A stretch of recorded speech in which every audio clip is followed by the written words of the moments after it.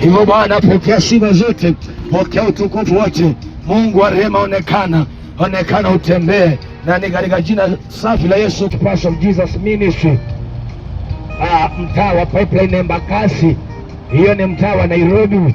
Tuko kule na kule ndiko tunaabudu chini ya mtumishi wa Mungu anaitwa Reverend Daniel Kioko.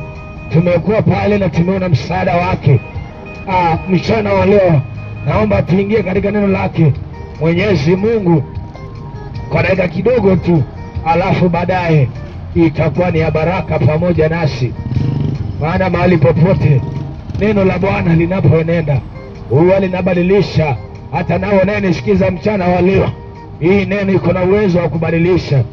Hiyo nilipelekea watu wa familia, wakwambia hii ni ngumu, ukapelekea washauri, wakwambia hii ni ngumu, hii hatuwezani, ni nyekundu kama bendera. Unapokuja kwa Yesu mnasemezana na inakuwa vizuri. Basi tuende kitabu kile, kitabu ni cha Yohana 15, Yohana 15, alafu ikuwe vizuri nasi. Yohana 15, Yohana 15.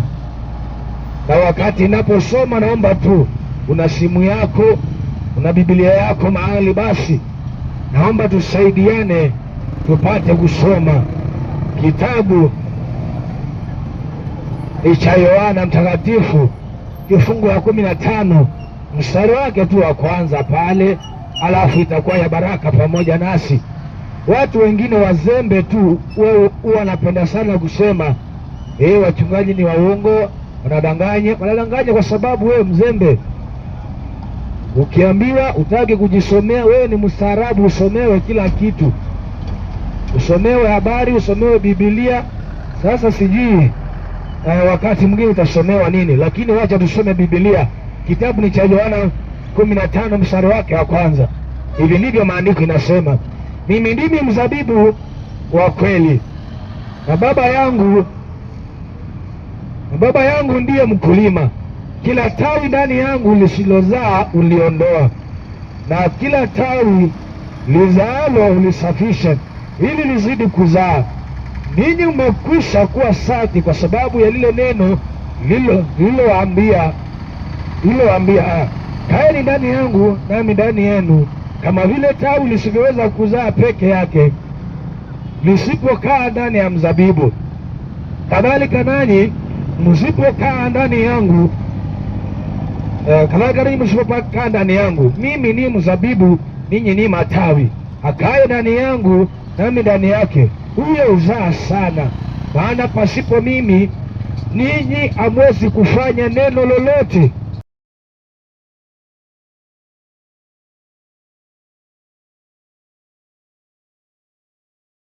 Mtu asipokaa ndani yangu hutupwa nje kama tawi na kunyauka.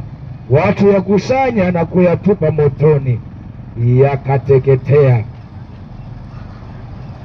Maneno yangu yakikaa ndani yenu, ombeni mtakalo lote, nanyi mtatendewa. Hivyo utukuze Baba yangu kwa vile amzaavyo sana. Mahali tumesoma ni neno la Bwana katika kitabu cha Yohana 15 mstari wake wa kwanza. Na pale maandiko tumesoma hadithi moja kuhusu mtu anaitwa mzabibu. Na huo mzabibu ni mti tu unaomea mahali popote, ama ukipenda sana unaweza sema avocado, maana ziko kila mahali. Maandiko inasema ya kwamba kuna mzabibu na kuna matawi ya mzabibu, na kama kuna matawi na kuna mzabibu, basi tawi lisipokaa ndani ya mzabibu haliwezi likawa na mazao. Kwa sababu gani? Kitu ya kwanza, tawi halianzangi chini, tawi walinaanzia juu. Kwa hivyo halina uwezo wowote wa kuwa kwamba linaweza fikia chini, hivyo linabebwa na ule mzabibu, na kitu chochote kama kuna manufaa yataonekana kwa tawi, itakuwa imekuwa feeded ama itakuwa imelishwa na ule mzabibu. Hivyo ile tawi likisha kuwa limefidiwa ama limelishwa, basi lile tawi anayelima ama mkulima anatarajia mazao kutoka kwa lile tawi. Na niseme ya kwamba hakuna mkulima anapenda hasara. Hakuna mkulima anayeweza kusanya mazao yake ama kasanya mbegu zake akaenda shambani akafanya kilimo na basi hatimaye akapenda atoke bila kitu. Ina maana ya kwamba kila mkulima unapomuona akienda kwa shamba anategemea baada ya kuwa amelima, baada ya kwamba amechoka, hatimaye kuna kitu anaweza pata baada ya kazi kubwa analolifanya shambani. Na Biblia inatuambia tena ya kwamba na Yesu ndiye mzabibu wa kweli, nasi sisi tu matawi. Na Biblia ikasema ya kwamba kila tawi lisiloweza kuzaa hilo ukatwa na kutupwa likanyauka, baadaye uteketeza moto, maana halina mazao. Lakini tawi lililo na mazao, hilo tawi usafishwa ili kwa bidii ama kwa manufaa ya mkulima, lile tawi lizidi kuwa na mazao mengi. Hivyo Biblia ikazidi kusema tukisha kuwa tumeondoka katika ule mzabibu, ina maana ya kwamba ukiondoka kwa mzabibu lazima tutaona effect ya kwamba mazao lazima yatapungua. Na wakati mazao yanapungua, kuna mambo yanafanyika pale ya kwamba wakati mti unapokatwa kunatokea damage. Kitu ya kwanza tunaona uchafu, maana ule mti umekatwa na ukaanguka. Kuna uchafu na kuna hasara inayotokea pale.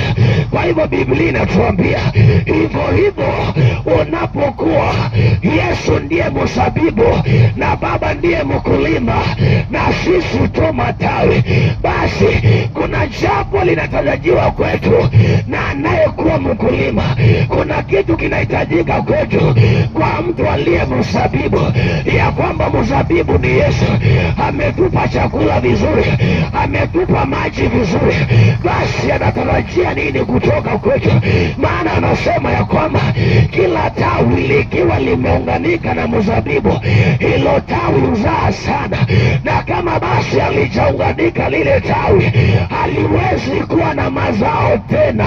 Kwa hivyo lile tawi lina hasara kubwa, maana halina msaada wowote. Na kwa sababu halina msaada wowote, hivyo halifai. Kazi yake ni ikatwe na ichomwe na iteketee iishe. Hivyo mchana wa leo maandiko imetuambia Yesu ndiye mzabibu na sisi ndiyo matawi. Tuna swali moja tunafaa tujiulize, kama sisi ni matawi, je, ni faida gani ambaye tunarudishia mzabibu? Ni faida gani inarudia mkulima baada ya kuwa amelima, baada ya kuwa Baba Mungu amepeana Yesu mwanae wa pekee apigwe, aonewe, atemewe mate, adharauliwe, ni kwa ajili yako na mimi. Hivyo anapata faida gani kutoka kwetu? Maana kama hatuna faida, basi mkulima hana budi kukata ule mti na kuutupa motoni.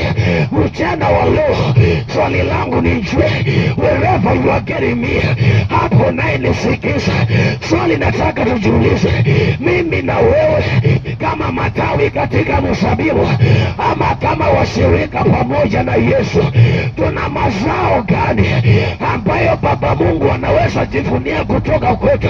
Tuna nini ambacho tunaweza kusenda mbele ya Baba yetu tuambie Mungu, ulipotuweka haya, ulipotuamsha zote, ulipotuepusha na magonjwa, ulipotulinda salama. Hii ndiyo kazi tulifanya, hii ndiyo kazi tumerudisha tukuonyeshe. Baada ya kuwa umetutetea hata tukatokea katika familia za kisurani, baada ya hayo yote, baada ya kutulinda miaka hii yote, hii ndiyo kazi tunarejesha kwako, ya kwamba Mungu ulitupa maisha, na maisha uliyetupa tulifanya nayo hii kazi. Mchana wa leo, my brother, my sister, hapo unaponisikiza, ni kipi ama ni jambo gani tunaweza ona kwako linaweza umpa Mungu utukufu? Ni jambo gani tunaliona kwako tunaweza sema hakika Mungu ni mzuri kwa ajili ya kuona mtu? Maana tayari tumelimiwa kila wakati, neno limehubiriwa. Ukienda kwa maruninga zetu, neno linahubiriwa. Mikutano ya crusade inahubiriwa. Ukienda kwa maredio, neno limehubiriwa. Ukienda wapi, kila mahali, ukiingia kwa magari, zingine ziko na stickers zimeandikwa neno la Bwana. Nikuulize wewe, my brother, my sister, umetia bidii sana kupambania watoto, umetia bidii sana kupambania biashara, umetia bidii sana kupambania ndoa, lakini je, umetia bidii kung'ania maisha ya mbinguni? Umetia bidii kufanya maisha yako sawa na Muumba wako? Umetia bidii kurekebisha mahali mambo ikwenda sawa? Ulitia bidii kuona umefanya muungano wako na Yesu? Maana Yesu ndiye mzabibu na sisi tu matawi. Kwa hivyo Yesu anahitaji kuona matawi yaliyo na mazao. Hivyo mchana wa leo, mazao yako ni aina gani? Mazao unayozaa mama ni aina gani? Mazao unayozaa mwanabiashara ni aina gani? Wewe dereva, mazao unayotoa ni mazao ya aina gani? Maana mazao yanahitajika, mazao mazuri yanayopendeza mkulima. Hakuna anayependa akalima mahindi akatoa kunde, hakuna anayetaka akalima mandizi akatoa miembe. Anataka akilima ndizi na akafune ndizi, akilima mahindi anatamani afune mahindi. Iwe mchana wa leo, wewe unayenisikia, wewe uliye katika uwanja huu, wewe unayesafiri, unayozaa, mazao yako yana aina gani? Mazao yako ni ya namna gani? Mazao yako ni ya vitina, mazao yako ni chuki, mazao yako ni umbea, kupiganisha watu, kuundia wengine ndili wakaumizwe. Hiyo ndiyo mazao yako. Mchana wa leo nimekuja nikuambie, Yesu anahitaji mazao mazuri yanaompa utukufu. Yesu anatarajia mazao. Usikae pale useme ya kwamba mimi siendi kanisani, mimi siendi wapi, niko pale katikati. Nimekuja nikuambie, Biblia inasema, kitabu ni Romans chapter 10 and verse 10 inaniambia kwamba, ukianzia verse 9 inaniambia, kwa moyo mwanadamu huamini na kwa kinywa mwanadamu ukiri hata kupata wokovu. Hivyo mchana wa leo, umeamini waganga, umeamini ya kwamba mimi nimekaa kwa hii kiwanja miaka mingi, niko na experience. Let me tell you something. In this world, experience ya mwanadamu iko limited. Mawazo ya mwanadamu iko limited. Kuna mahali haifikangi, kuna mahali haisaidiangi. Hivyo mchana wa leo, Yesu anasema sisi ni matawi na anatarajia kwetu mazao mazuri. Niulize ya kwamba wewe ushaanza kuzaa ama ni kuzaa kila kufa kila familia? Unataka kuzalisha kila msichana? Hapana. Yesu anatamani tuwe na mazao yanaompa utukufu. Hayo mazao ni nini? Hayo mazao ni yapi? In the book of Matthew chapter 28 18 to 20 inatuambia ya kwamba wote nendeni ulimwenguni mkawafanye wote kuwa mitume. Yani wanaokoka, wanaokubaliana na Yesu wanafanyika mitume. Hivyo mchana wa leo umeshuhudia wangapi? Umehubiria wangapi? Umeongelesha wangapi? Maana tumepewa assignment ya kwamba twende ulimwenguni tuambie watu, tuwafanye kuwa mitume, tuwafanye washirika pamoja na Yesu. Hivyo mchana wa leo, hivyo tunavyozungumza, unaendeleza nini? Unafanya nini? What are you believing in? Unaamini katika nini? Unaamini katika urembo? Unaamini katika masomo? Unaamini katika ujuzi? Unaamini katika nini? Hivyo mchana wa leo nimekuja nikualike, nimekuletea mwaliko, nimekuletea mwaliko ya kufanyika mtume pamoja na Yesu. Nimekualika ufanyike mtume pamoja nami. Tutangaze Injili, tutangaze Injili ya msalaba, tutangaze uzima. Wacha bangi, haiwezi kusaidia mtu. Wacha ulevi, hauwezi kusaidia mtu. Njoo kwa Yesu. Hiyo familia unaitamani kutengeneza haiwezi ikasimama pasipo Mungu. Hiyo biashara unatamani dhimbitike haiwezi ikadhibitika isiposaidiwa na Mungu. Hivyo mchana wa leo, my brother, my sister, nimekuletea mwaliko to become an heaven heir, ya kwamba ujiunge pamoja nami tufanyike washirika wa mbingu. Umeshiriki uchawi sana, umeshiriki uganga sana, hata wengine wamejifunga vikuko, wamejifunga vitu miguuni, wamejifunga na mashanga viunoni. Umekuwa washirika wauzaji wa mashanga sana. Njoo uko mshirika wa Jehova. Njoo mchana wa leo ufanyike mshirika wa mbingu. Umekuwa mshirika wa watu sana. Mchana wa leo nimekuletea mwaliko, fanyika mshirika wa Jehova katika jina la Yesu. Maandiko inaniambia in the book of Isaiah chapter 28:15 and 16, inaniambia kuna jiwe limesimamishwa katika Sayuni, limejaribiwa, limeangaliwa, ikaonekana ni jiwe linaloweza, ni jiwe la Yesu Kristo. Ukitegemea hilo jiwe limesimamishwa Sayuni, hakuna uchawi, hakuna uganga, hakuna magonjwa atakuweza, hakuna chochote kitakuangamiza. Hivyo mchana wa leo nina jambo nawe, ya kwamba ukisikia sauti hii usifanye moyo mgumu. Fanya hima, fanya haraka, uone ya kwamba umetengeneza na Mungu, umetengeneza familia na Mungu, umetengeneza ndoa na Mungu, umetengeneza biashara na Mungu. Alafu uone mkono wa Bwana.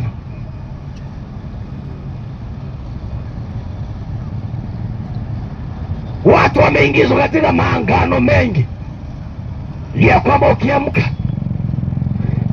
ukiamka chukua hii, ukiamka asubuhi mahali unafanyia biashara enda upake hii.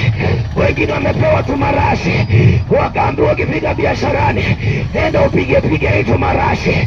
Wengine wamepewa vikuku za kufungilia mikononi na miguuni, wakaambiwa ukifungilia hii hauwezi onekana. Wengine wameambiwa wewe chukua hii shanga, ukiwa umejifunga wewe uwezekane, you are untouchable. Lakini nimekuja nikuambie, amini Yesu wa pekee. Ujanja wa mwanadamu uko na mwisho, ukora wa mwanadamu uko na mwisho. Maandiko inaniambia in the book of Isaiah chapter 33 verse 1, inaniambia ya kwamba ole wako unayetegemea uharibifu na kuharibu maisha ya wengine. Maana utakapokuwa umemaliza kuundia wengine njama, kuundia wengine ukora na ujanja, ili kuwapora na kuwaibia, ili kuwanyang'anya, ili kuumiza wengine, Biblia inasema ya kwamba hata nawe utatendwa ukishamaliza kutenda. Hivyo mchana wa leo, epuka ghadhabu ya Mungu, epukana. Maana katika dhambi kuna hukumu ya milele, katika katika dhambi kuna hukumu ya maisha, na mchana wa leo na kuletea neno la Bwana. Limebeba msamaha, limebeba utakaso, limebeba uzima, ya kwamba wale wamwaminio wanaitwa wana, wale wasiomwamini ni wa yule mwovu Ibilisi, wale wasioshikamana na neno la Jehova ni wa mwovu Ibilisi. Lakini mchana wa leo, you can make an appeal, you can make an pattern in your life, you can change hiyo maisha. Usiseme ya kwamba mimi nimekaa sana, hii miaka yangu bado, hii miaka yangu 40 mimi nimekaa siendangi kanisa.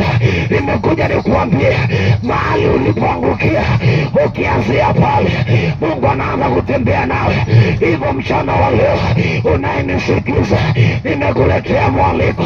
Biblia niambia in the book of Luke chapter 17 kuanzia 24 inaniambia ya kwamba kama siku za Nuhu watu waliambiwa njoo tujenge safina, wengine wakasema wewe mzee usituchokeshe, wengine wakasema wewe mzee umekosa kazi, wewe mzee ni uzai na kufanya ufikiria hivyo.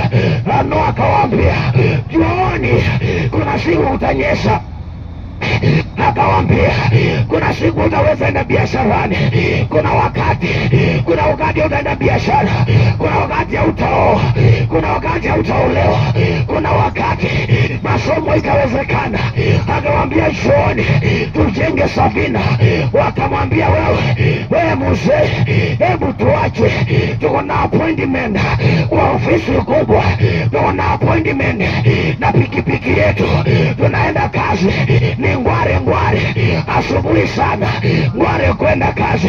Wengine wakamwambia wewe ujui nabebanga usiese, nabebanga mkubwa, mimi nafunguanga station. Wakakuwa na excuse. Maandiko inaniambia watu wakaishi kawaida, wakiwa wanakuoa, wakinunua na kunulia.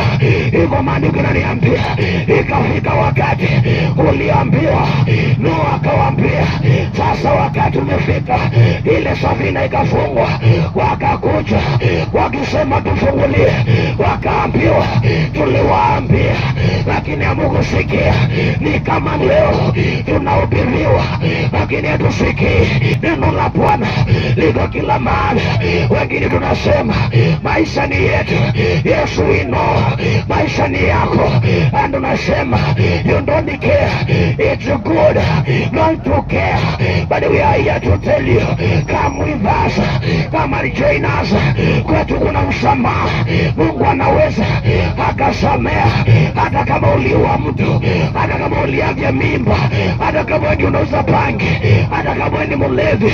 Yesu anaokoa leo, mchana wa leo Yesu anaokoa, Yesu anasamea wale waovu.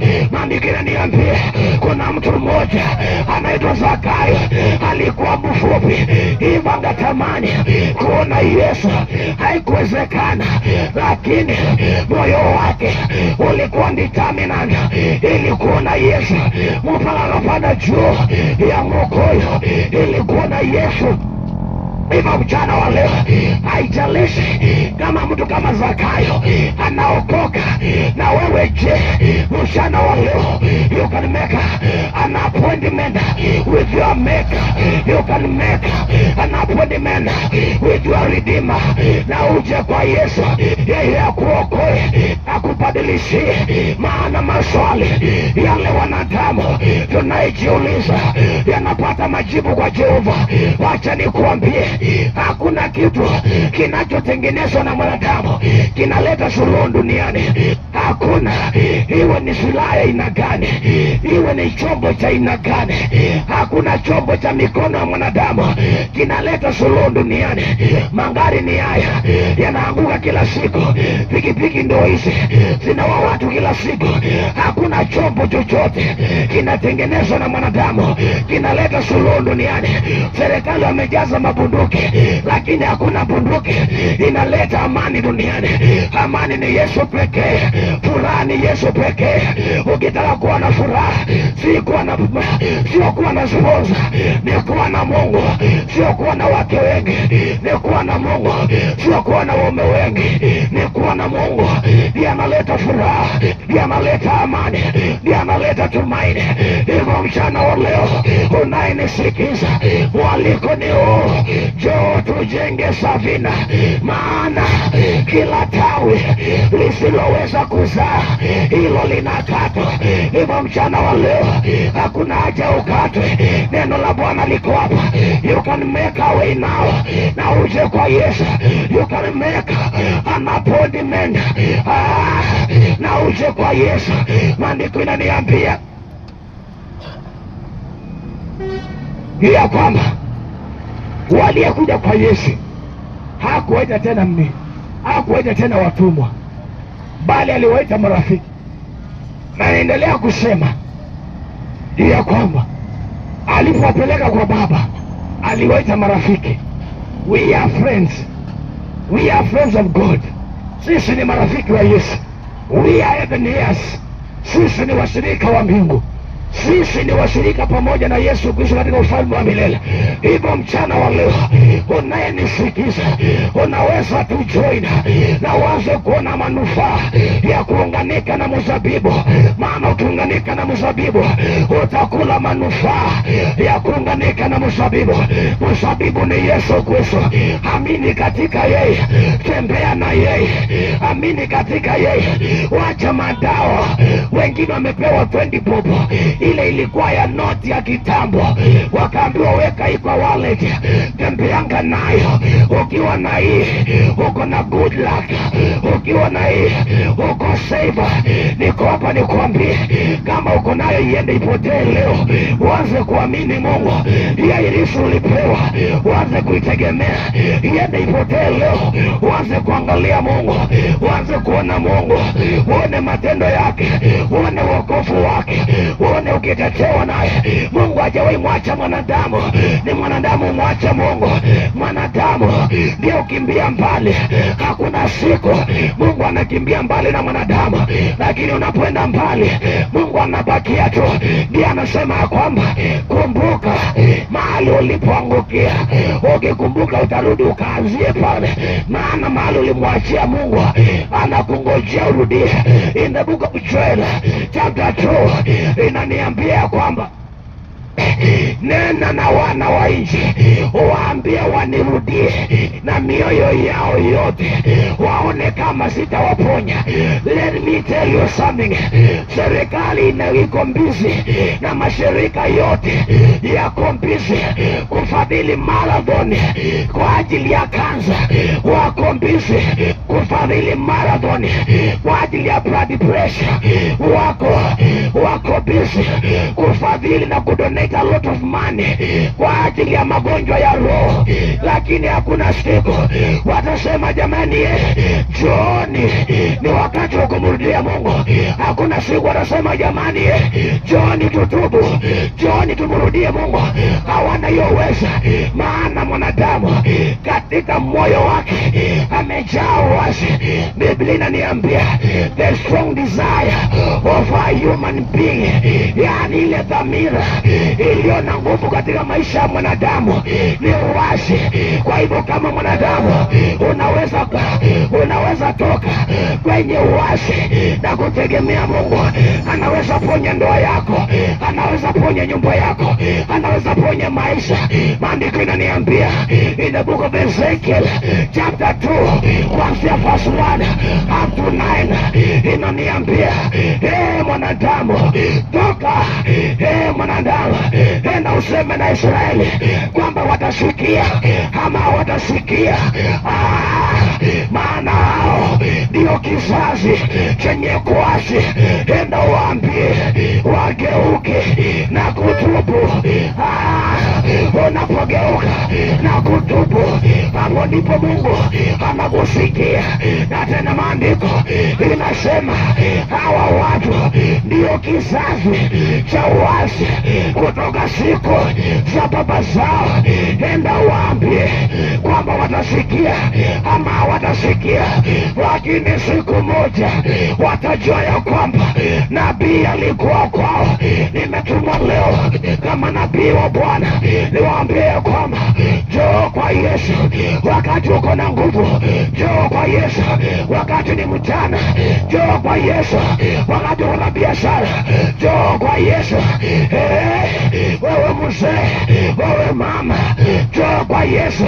In the book of Ecclesiastes chapter 9 inaniambia mwanadamu ameandikiwa kuishi mara moja, baada ya kuishi ni kufa.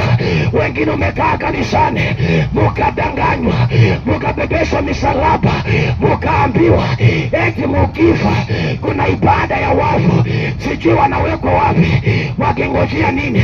Hiyo ni uongo. Baada ya mwanadamu kufa ni hukumu, hakuna kitu kingine. Tumeandikiwa kuishi mara moja, na hiyo mara moja ni leo. Fanya mpango na Yesu, fanya mpango wa maisha na Yesu, fanya mpango wa wokovu na Yesu, na neema yake ikufunike.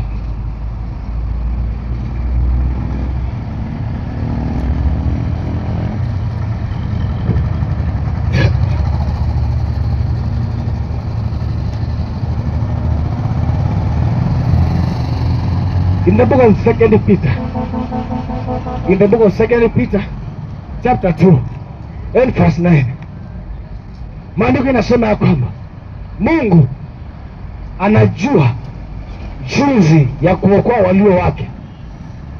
Mungu ana njia ya kuokoa kila, yani wanaitanisha naye iya zawe, kuna njia. Kwa hivyo lazima haimaanishi ya kwamba because we are living in Kenya tunakaa mahali kila kitu iko opposite. Whatever is happening is opposite against us. You can live a better life, you can have a good marriage, you can operate a good business, unaweza ishi vizuri, unaweza tembea vizuri. Haimaanishi kwa sababu wengine wanahangaika eti you have to suffer. No, Mungu anazo njia za kuwaokoa wanaitanisha naye. Hivyo mchana wa leo wengine wanakaa wanajiuliza, why me? Kila mikosi, kila siku ni mimi, kila wakati ni mimi. Niko hapa nikuambie, fanya maisha na Yesu, fanya mpango wako na Mungu, na Mungu atakutetea. Ako na njia zake za kuokoa walio wake, ako na njia zake za kutetea walio upande wake. Hivyo nainisikiza, uko kwa safari zako, uko kwa kazi zako, sijakuja kusema kanisa letu wala kukuambia uje kwetu, lakini neno moja nimekuja nikuambie, fanyika mshirika wa mbinguni pekee. Labda unaweza kuja kwetu niseme wewe ni wa kabila ila siwapendi, nikakuchukia bure. Njoo kwa Yesu, hakuna kabila, sisi wote ni wana, sisi wote tuko sawa, sisi wote tunatoshana tukiwa kwa Yesu. We are all human beings. Kwa hivyo mchana wa leo, toka uko gizani, umezoelea maisha ya kawaida ya kuuza kununua, kuoa ukifukuza, kuolewa unatoka ndoa hiyo unaingia ile, unaanza kusema sijui mshana, hakuna mshana wa kuoa, unafukuza Kikuyu, unaweka Mkale, unatoa Mkale unaweka Kisii. Maisha ni yale yale, marriage is not working.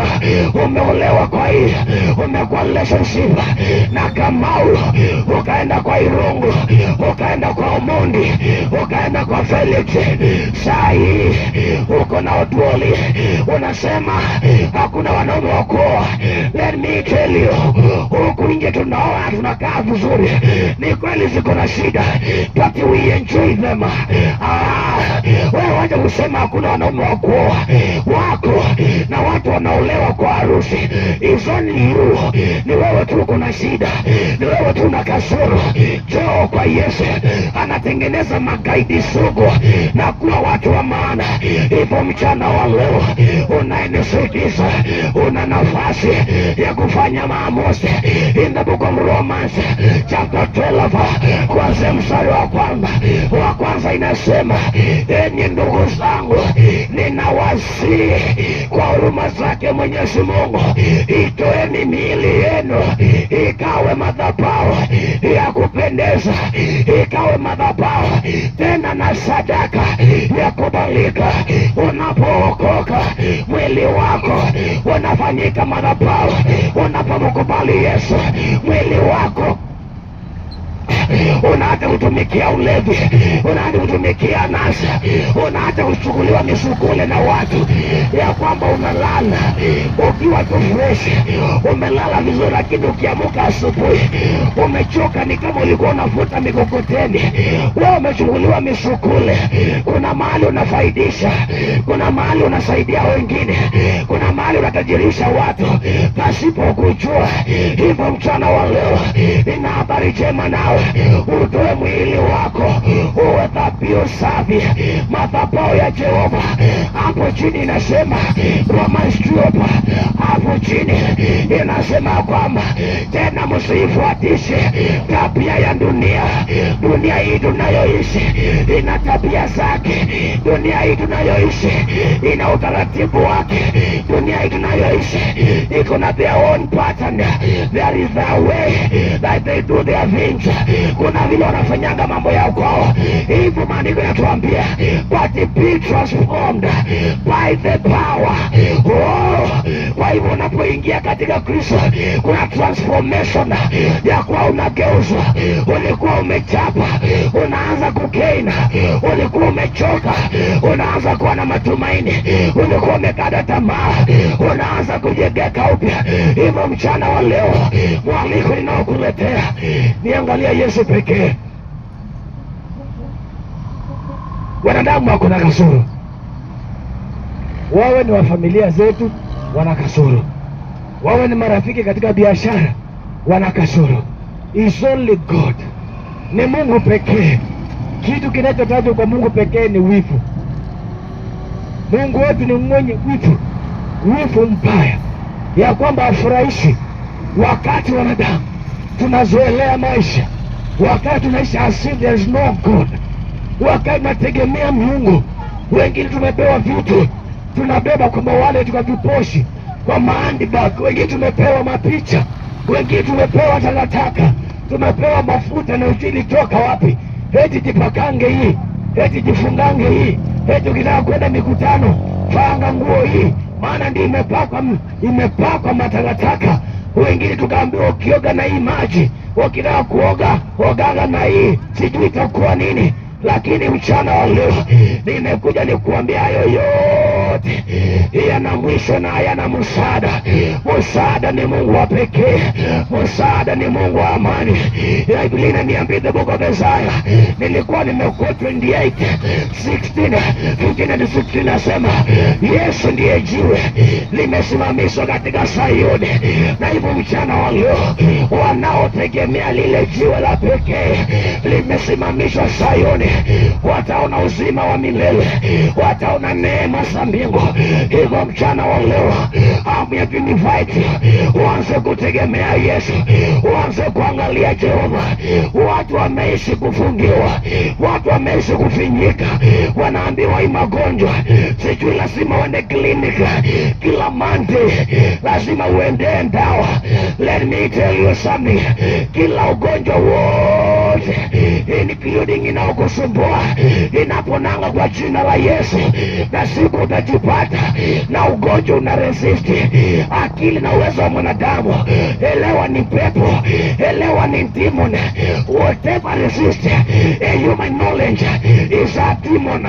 Kwa hivyo mchana wa leo, kama kuna kaugonjwa umeenda hospitali ukaambiwa hapa hatuwezi, labda uende sijui wapi, labda sijui uende wapi, ikashindikana, kwa jina la Yesu inapona, kwa jina la Yesu inapona, kwa jina la Yesu inaisha, kwa jina la Yesu inakauka. Wengine maandiko yananiambia, siku moja mwanamke mmoja alikuwa akitokwa na damu, ilikuwa kwa maisha ya aibu, kama ni watu walikuwa wametembea na wao mpaka wakachoka, wakakata tamaa naye, maandiko yananiambia alipoona Yesu akasema, leo sipiti, take a personal decision for you. Ni jukumu la mwanadamu kwako wewe kufanya maamuzi. Hauwezi ukaamuliwa na watu, hauwezi ukaamuliwa na watu wa ukoo, na watu unayefanya kazi. It is a personal decision. You can make it today, ya kwamba mimi nitasongea hata kama nimezuilika, hata kama nimeonewa, hata kama nimedhulumiwa, nitasongea kwa Yesu, niguze lile vazi. Maandiko tena yananiambia kulikuwa na jamaa moja alibebwa na watu wa kwao na kumpeleka kwenye mlango wa hekalu ambao unaitwa mlango mzuri. Let me tell you, mlango ulikuwa mzuri, lakini hujawahi msaidia jamaa ya kwamba aliishi in the city, but the beautification of the city never helped him, ya kwamba aliishi katika mlango unaitwa mzuri, lakini uzuri wa mlango haujawahi msaidia. Hivyo mchana wa leo inawezekana ya kwamba umefanya biashara, ulianzia na wale wengine, unaona wanafanikiwa, unajiuliza kwani wanafanya nini? The environment does not favor you. Ulianza kubeba na wenzako, wengine washafanya mambo makubwa, unajiuliza why me? Njoo kwa Yesu, hayo maswali yako na majibu kwa Yesu. Hiyo swali unalojiuliza leo litapata majibu kwa Yesu wa mbinguni.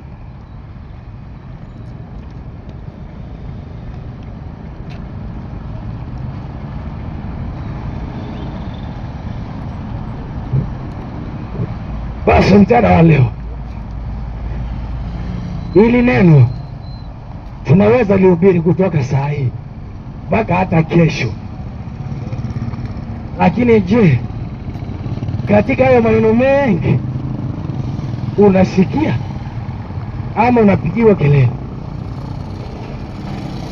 Lakini kitu moja nilicho na uhakika nacho ya kwamba mahali popote neno la Bwana linasomwa, yuko malaika wa kulithibitisha. Hata hapo tunapolifundisha neno la Bwana, yupo malaika analithibitisha kwamba ni kweli na iko hivyo. Kwa hivyo mchana wa leo, my brother, my sister, nimekualetea mwaliko huu, na utakaposikia, hata maandiko yananiambia in the book of Luke 17 kuanzia 27 inaniambia kwamba hata siku za Lutu, Sodoma na Gomora walikuwa wakiuza tena wakinunua, na hivyo wakazoelea maisha, wakaona mambo ni kawaida, mpaka siku Lutu waliotolewa ndio walijua kumbe mambo hayakuwa kawaida. Kumbe tuliambiwa hatu kusikia, kumbe tulionyeshwa hatu kuona. Hivyo mchana wa leo nimekuja nikuambie, licha ya kwamba neno la Bwana in the book of Romans chapter 3 verse 23 inaniambia kwamba wote wamekosa na wakaanguka nje ya utukufu kwa sababu wametenda dhambi. Lakini unapofanya maamuzi kama mwanadamu, kama individual, kama mzee, kama kijana, kama mama, unapofanya maamuzi, naye Mungu anaingilia kati. Ni maombi yangu ya kwamba mchana wa leo, mahali popote neno hili limefika, kukawe na watu wanaweza fanya maamuzi. Mtu yoyote amesikia neno hili, kukawe na mtu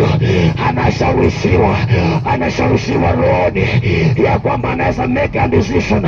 Kuna watu wanashawishiwa in their spirit ya kwamba wanaweza fuatia Yesu na ikakuwa salama nao. Ni maombi yangu ya kwamba wewe unayenisikia, pasiwe na hata umoja wa kuangamia, bali wanaosikia wakapate rehema na huruma mbele za Bwana. Basi napomalizia, basi naomba tukaombe maombi ya kumalizia, alafu ikawe salama.